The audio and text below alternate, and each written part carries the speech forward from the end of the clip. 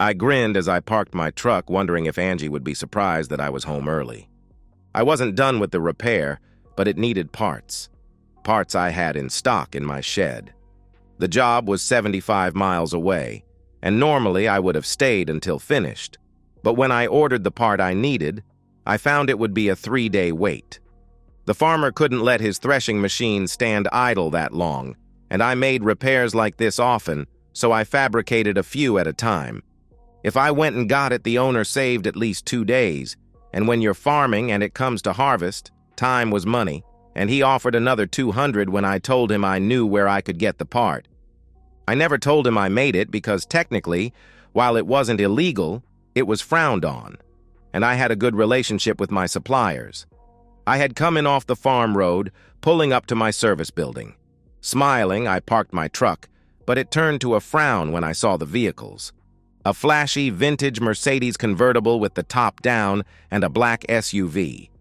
Just as I turned my key, the door flew open, and a huge black guy stood in it, a large automatic in his hands. Immediately fearing the worst for my wife, I raised my hands as he ushered me inside. I got a good look at his weapon, and though I had never seen one before, I recognized the silencer. Fear turned to terror when he ushered me to the dining room, and I saw Angie splayed out on the table, stark naked.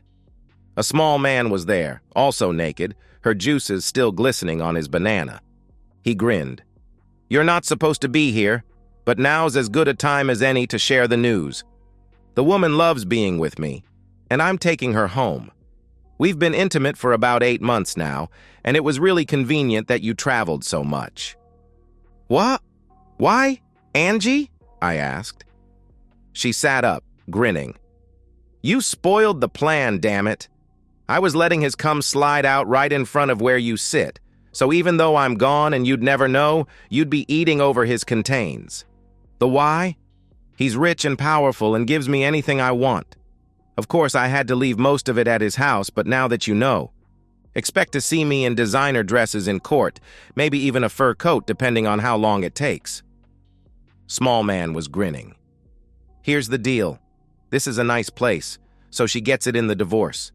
In return, you get to keep your business and whatever pennies you have saved up. It doesn't matter if you agree or not, it'll happen."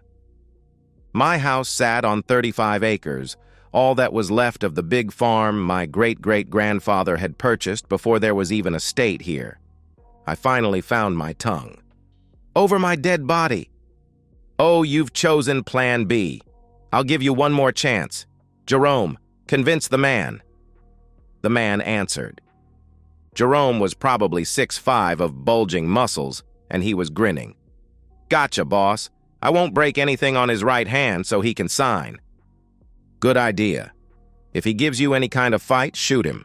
Widowhood will work just as well, it might even be better." Jerome had laid his weapon on the table so he could kick ass. I had backed up behind the table, right in front of the old-fashioned picture window my loving wife refused to let me replace. I held the opinion it raised our heating and cooling costs, but Angie loved the view. He wasn't expecting it, and I threw one of the heavy oak chairs at him, catching him by surprise and knocking him down. The other guy raised his weapon and the boss was screaming to him to shoot me, so I snatched up another chair and threw it through the window, with me right behind it. I hit the ground and bounced up running. Jerome had grabbed his weapon and jumped through the window right behind me, shooting as he ran. I could hear it make sounds kinda like compressed air, and could see the dirt gouges flying up in the light of the full moon. Then it felt like somebody ran a hot bar across my arm, and it made me run faster. My tool shed was to my right, so I darted in and slammed the door, turning the lock. Jerome was cussing a mile a minute. "You little shit! Come out or I'll kill you slow!" I was looking around desperately for a defensive weapon when I saw it. We lived in an area right on the edge of the kudzu range, and I'd bought one of those weed burners to keep them at bay. Angie loved it, but complained about carrying around the heavy propane tank. Then one day she showed me a couple of sites on YouTube. Elon Musk actually sold flamethrowers that looked like water blasters kids use, but they were sold out. There was another site called the Hack Brothers that copied it, using a kid's toy as a base. Being a welder, a machinist, and a mechanic, It didn't take me long to figure something out. I used an old .410 shotgun that a friend gave me because it was damaged and no good.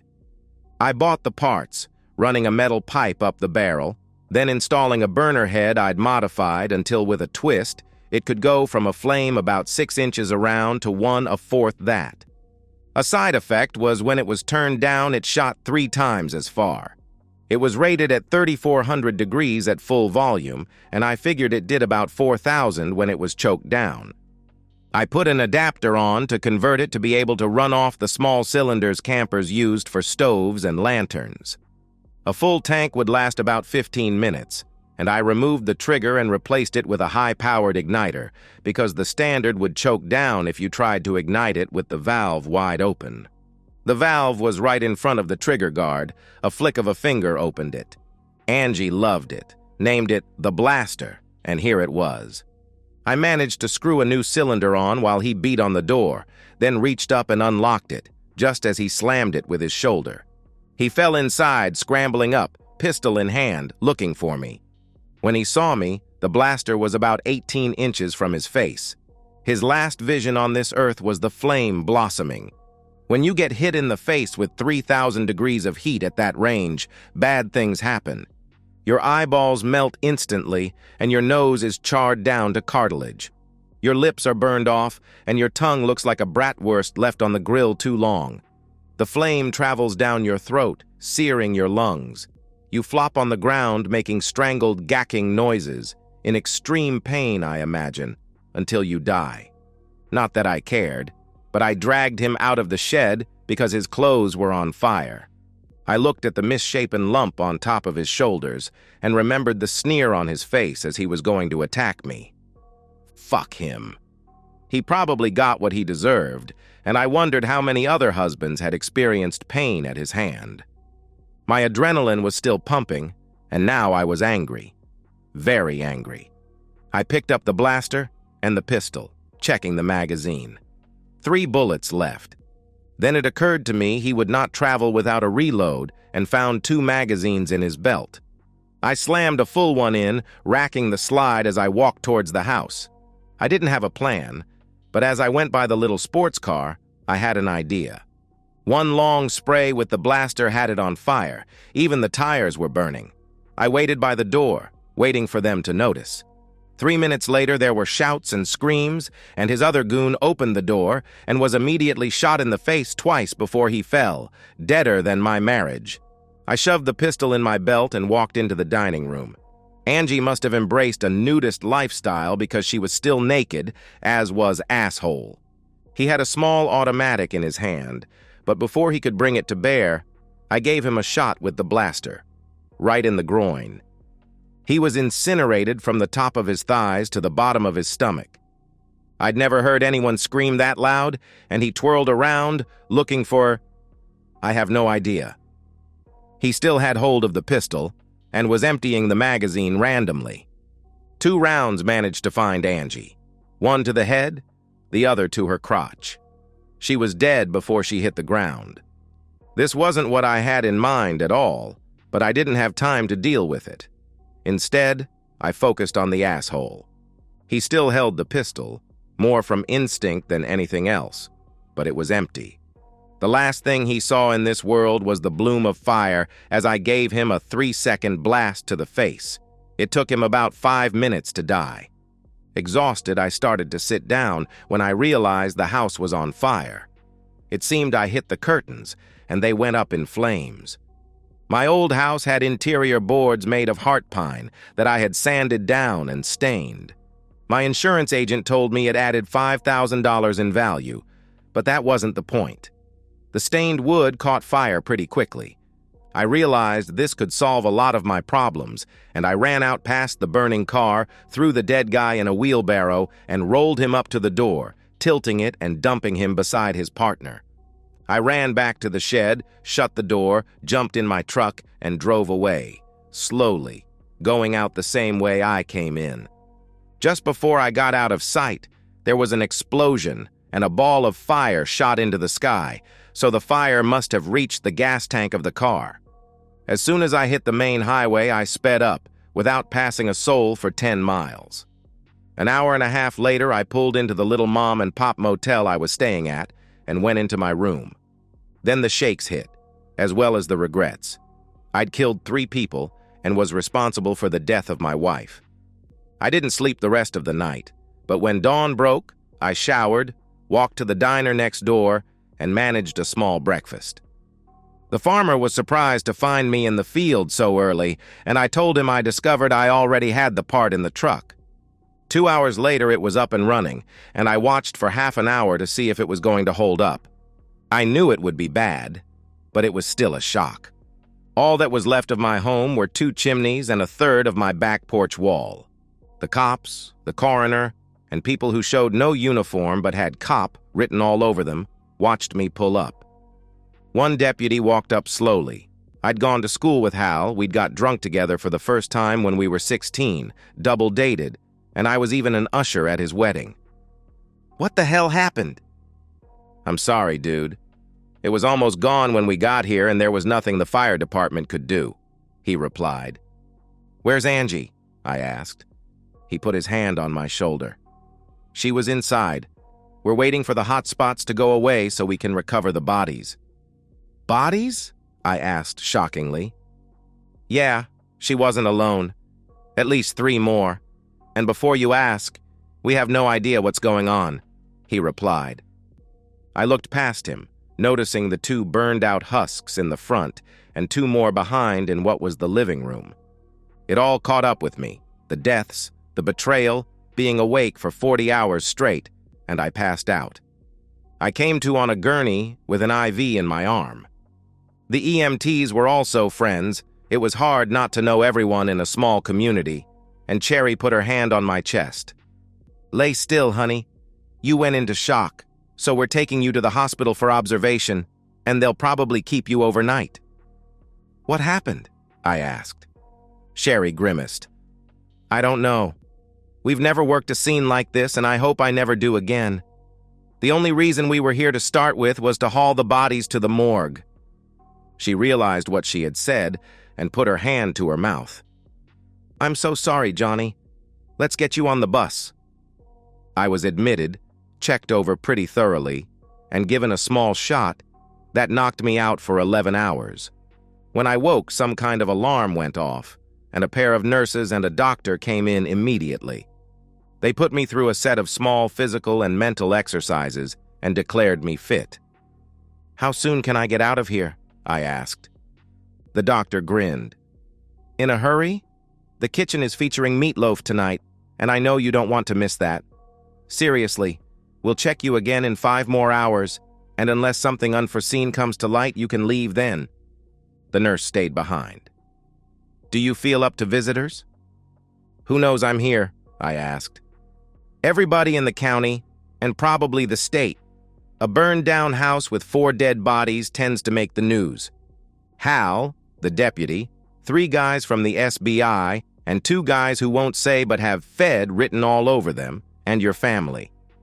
I might as well get it over with. Send in the cops first." Hal made the introductions. 1 homicide investigator and 2 arson experts from the state, and 2 Homeland Security special agents. The state boys started the ball rolling. "First, let us convey our condolences to your wife. I know this is hard, but do you feel up to talking?" "Sure, but I don't know what to tell you. I left the day before yesterday with a kiss from my wife and a nice house, and I came home to find my home burned to the ground with her in it. I probably got more questions for you than you do for me. Let's start with your timeline. I understand you have a business that requires you to travel from time to time, correct?" he asked. I gave them the Reader's Digest explanation of my business, and that travel was required 2 or 3 times a month, but most of my business was local and I worked from home, traveling as little as half a mile to 30 miles for clients. That was my whole business. You couldn't come to me, so I came to you for a very good rate. "I'm assuming you can verify your whereabouts?" he asked. I gave them the number of the farmer I'd worked for. I also gave them the numbers for the motel, as well as the name of the diner I'd eaten at. They wanted more detail. "How am I supposed to do that?"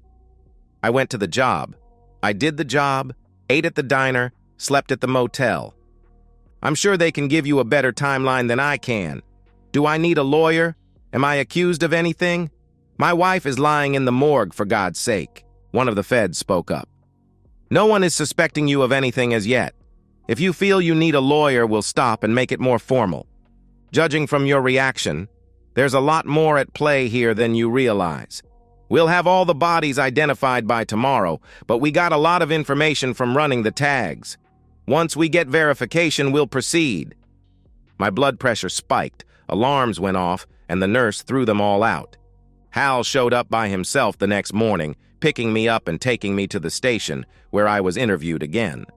The feds were asking random, unconnected questions, and I felt like they were fishing. My temper finally got the best of me. Know what? Fuck you guys. You're handy with questions but don't like to give answers. So charge me with something or cut me loose. I'm done talking now. Keep it up, and lawyers get involved. I may release a statement to the press, expressing my disappointment over the harassment I'm getting from authorities while my wife is laying in the morgue. There were a few minutes and a lot of side-eye glances. I finally got up, and one of the feds asked me to sit back down. We've identified all the bodies. One, unfortunately, is your wife. It appears she was shot, as was one of the men in the hallway. The other, and the man in the living room, seems to have died in the fire. None of this makes sense. If two weren't shot, why didn't they exit the house? One of the SBI took over. Your house was deliberately set on fire, and the living room was ground zero. We're pretty sure they used some type of accelerant, but the analysis isn't complete yet. Do you know who Zeb Burns is? He's the senator, isn't he? The one that's under investigation? I replied. Correct. The man in the living room with your wife was his son, Brad. We suspect he was Daddy's bag man, and they were mixed up with some really shady people, with millions in play. The two men were the bodyguards he traveled with, Jerome Stiles and Henderson Franks. This may be a tying up loose ends type of deal. The senator is sweating bullets right now, he replied. They weren't very good bodyguards if they all ended up dead, were they?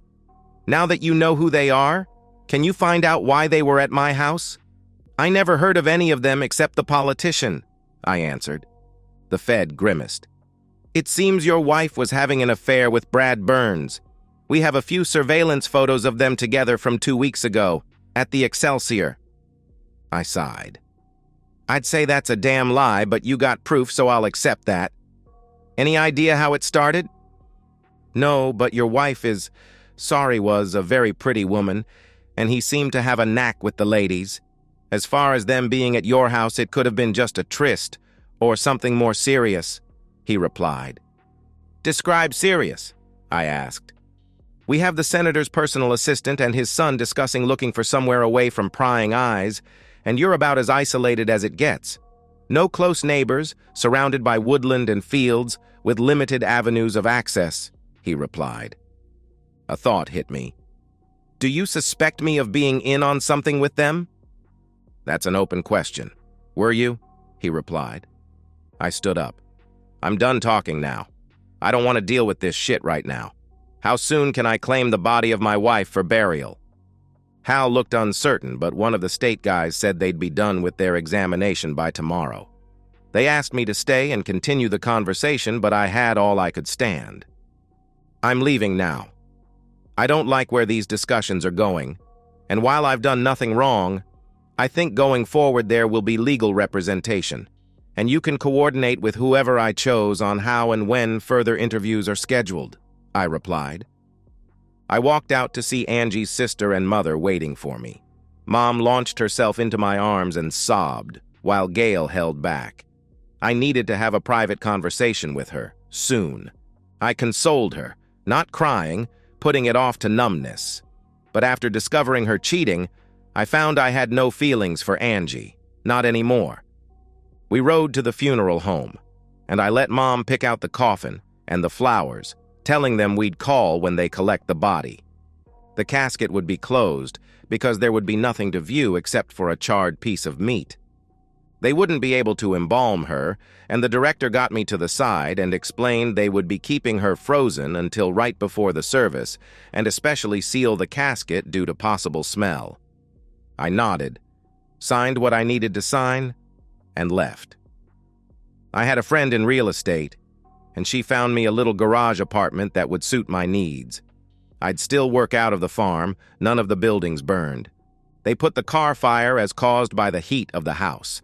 The SUV had the paint scorched off the entire front end, so it was a reasonable assumption. We had the funeral on Sunday, and there was a large turnout. I played the numb, grieving widower as they lowered her into her grave. Monday, I called my insurance agent and got some bad news. And a little good news. I can't release the money for the house because it's still a crime scene. As soon as it clears, we'll start the paperwork. What we can do is release the life insurance, her cause of death has been determined, and you'll have the check by the end of the week. I think once the paperwork is over, we can cut you a check for the property. I'm really sorry about Angie, John. Any idea what happened? He answered. Thanks, Fred. It's still an ongoing investigation, and I've been told not to discuss it. Call me when the money can be released, I replied.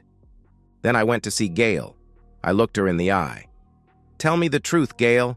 Angie's gone and you don't have to protect her any longer. Did you know? To her credit, she told me the truth. I found out a week before she died, by accident. When I confronted her, we had a strange conversation. She told me she had found her true soulmate, and she was going to leave you before the month was out.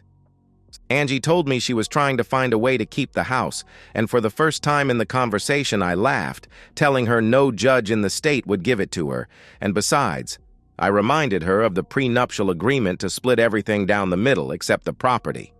She looked at me and almost grinned, telling me she had a way. We didn't talk again, and now she's dead. What's going on? Gail answered. All I can say is she may have gotten tangled up in something she couldn't control, and it bit her on the ass. I've always liked you and Mom, and I'd like to stay in your lives somehow, but if it's too difficult, I replied. She jumped into my arms, kissing me hard. Didn't look for that today. Mom will lean on you even harder now. It was just me and Angie, and now it's just me. And if want my opinion, you married the wrong sister. What? You were 15 when we met. She giggled. Shoulda waited. Anyway, I'm all grown up and everything now. I know you need to mourn and come to terms with what Angie did, but when I'm sure you're in your right mind, you're taking me to dinner. She laughed at the shocked look on my face. Okay, with that out of the way, Mom doesn't know about Angie. I think the way she died makes her suspect, but we need to let her keep the image of her as a good daughter intact. It would serve no purpose to tell her. Agreed. I like your mom too much to cause her pain, I replied. The cops released the body 2 weeks later, determining she expired from a gunshot to the head from the .380 automatic found on the scene. It was burned pretty badly, but they ejected the magazine and found Brad Burns' fingerprints on the shells, despite all the rounds exploding from the heat. The week after that, I got the life insurance. I felt bad for taking it, but I realized the whole fiasco was not of my making. If she'd stayed faithful, it wouldn't have mattered, and she'd still be alive. I never meant for her to die. I wanted her to live a long, regretful life, but it was not to be. It took almost a year before I got the check for the house. It was enough to build a really nice one back, on the other side of the property. I kept the buildings intact, using them for my business address. I had it wired for security, something I was glad I hadn't done before. They dropped the investigation 6 months after the incident, writing it off as a criminal enterprise gone wrong. They had no evidence I was there, and I had a solid alibi between the motel management, the farmer, and the waitress at the diner, so I was off their list. So then, I got away with murder. Well, not quite murder except for the asshole. The security guards could be put down to self-defense, but incinerating Brad Burns' junk would have gotten me a prison sentence. As for Angie, I felt bad she had been killed. I'll always wonder what made her decide she had a better offer. I had a feeling from what I learned about the family, it would have ended badly.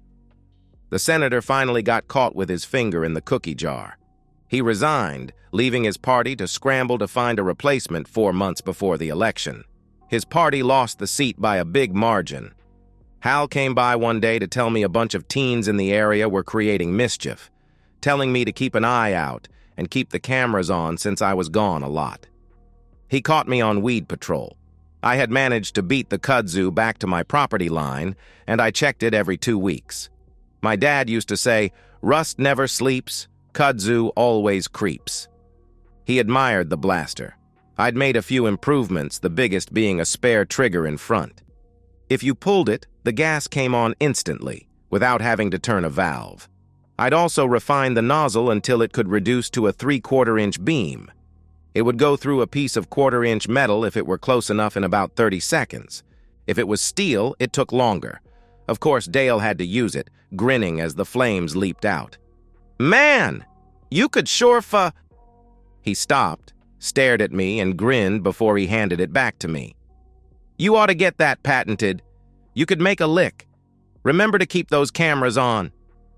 I did, and he caught the kids vandalizing my tool shed. I thought about what he said a lot over the next few days. Then I redesigned the blaster, strengthening it so it resembled a flamethrower more than a weed burner, and then applied through the lawyer I'd hired. After 6 months, I was notified it was pending, meaning I could manufacture them, so I produced 100 and tested the market. They sold so well that it was time to open a factory, so I rented an industrial building, hired 12 people for the line, and 2 office staff, and we were off to the races.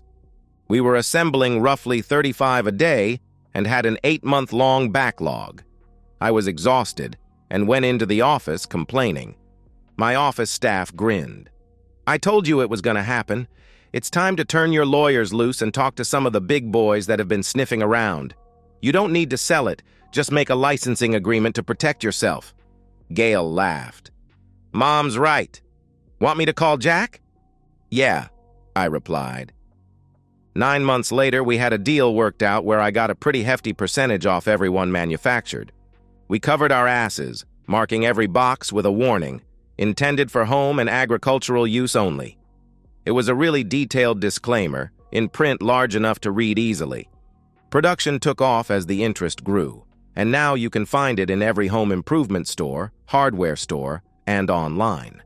The company that leased the rights asked us to keep the small factory as an experimental shop. The people we'd hired were happy to keep their jobs, as well as the office staff. Now that I had money, I looked around and found a bigger house on 60 acres, with barns, shops, pastures, and woods. The house had 4 bedrooms, really big bedrooms, and came with a 3-car garage that had an apartment over it. It took 8 months and a ring, but Gail moved in with me and then spent some money sprucing up the apartment. I was on board with moving Mom in. She was getting older and we really didn't like the idea of her living by herself. Our baby's cries woke me. I was in a cold sweat, dreaming about Angie. I never told anyone, especially Gail and Mom. That secret would go to my grave. Gail just mumbled while I got up and changed our son, feeding him, burping him, and rocking him back to sleep, smiling the whole time. Gail had told me earlier that he was going to get a little sister in about 7 months, which made me very happy. I couldn't help thinking they would have been Angie's if she hadn't got tangled up with the asshole. I'd searched my brain for years, trying to see if I'd missed any clues, but I had been completely blindsided. We'd made love the night before I left, twice. It occurred to me it was probably a goodbye fuck to ease her conscience. I was awake now, so I set the coffee maker and turned on the computer. I'd sold my old business, and about as far as I traveled now was the 3 miles to our shop, although I had to attend bi-yearly meetings with the company that held my licenses. Gail always went with me until the baby came, and now she split it between her and Mom. Mom was pretty sharp and more trained in business, and she caught things I would have missed totally. Then the coffee maker beeped, and I poured a couple of cups while Gail stumbled out of the bedroom in a ragged tee and panties, her baby bump just beginning to show. She never looked more beautiful. And that's the end of today's story. If you enjoyed it, please give this video a thumbs up and drop a comment below. Your support helps the algorithm push my content further. If you're new to the channel, don't forget to hit that subscribe button. It really helps me keep creating more stories for you. Thanks for watching, and I'll see you in the next one.